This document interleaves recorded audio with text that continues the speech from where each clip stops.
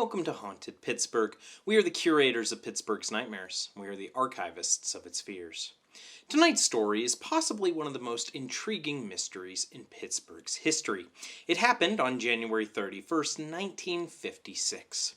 On that day, 6 members of the U.S. Air Force were flying from Las Vegas to Washington, D.C. in a B25 Mitchell bomber. Major William L. Dodson was at the helm.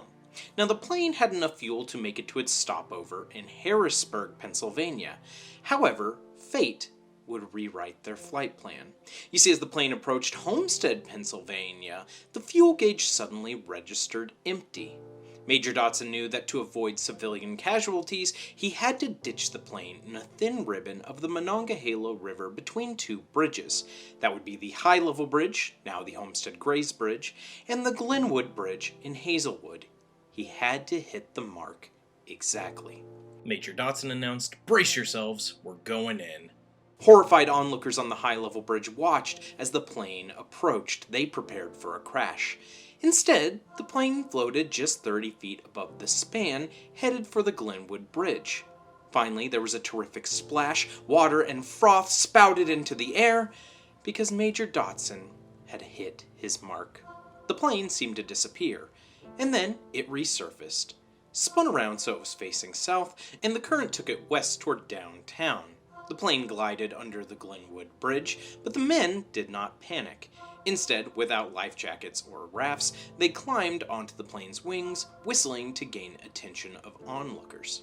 The plane's nose dipped and the tail rose, and so the men headed toward the back, removing their bulky boots and jackets despite the 27-degree weather. Now, as the plane was about to go under, it reached Beck's Run Road. There, Major Dodson spotted a large log, and he told the men to jump off the plane into the water and head toward it. However, 2 of the men did not follow him, and they went down with the plane. Now that day, it was ordinary Pittsburghers who came to the rescue. One steel worker was driving alongside the river when he saw a struggling crewman. He plunged into the water to save him. Private towboats raced to the scene, and other heroic but forgotten Pittsburghers jumped into the freezing waters to help. In all, 4 of the 6 men survived. 2 of them drowned. The survivors were brought to local hospitals to be treated for shock and frostbite. Now, the day after the crash, a major search was undertaken, and as a Coast Guard cutter was searching the waters, it snagged the plane's wing and it hauled it to the surface. But the anchor slipped and the plane disappeared back into the water. They tried again and again, to no avail. The official story is that the Air Force searched for the plane from February 1st to the 14th, but could not relocate it. In the years that followed, several serious missions have been launched to find the plane. They've used sonar and global positioning satellite technology. They've found cars, trees, and a wrecked paddle wheeler, but not the plane. And that is where the mystery comes in. How could they not find the B-25 bomber? The river only averaged 20 to 25 feet in depth.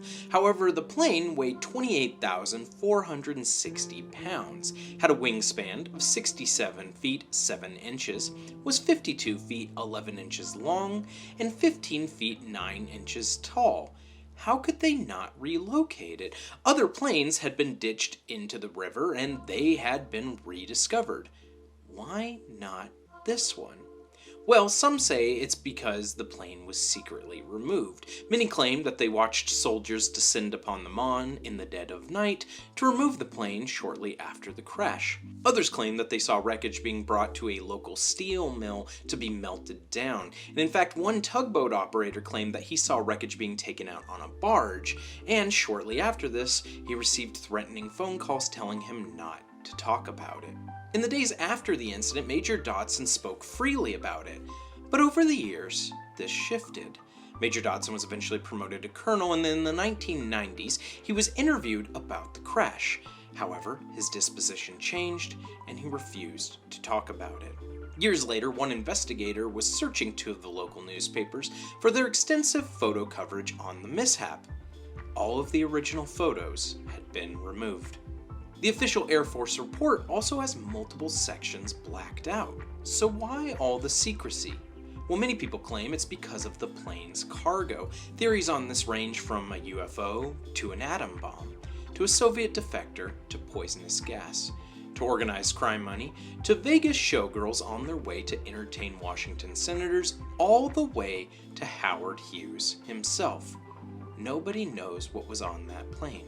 Even to this day, the mystery remains unsolved, and it seems that our chances of ever learning the truth are quickly dwindling, as all the people involved either die off or remain too afraid to speak.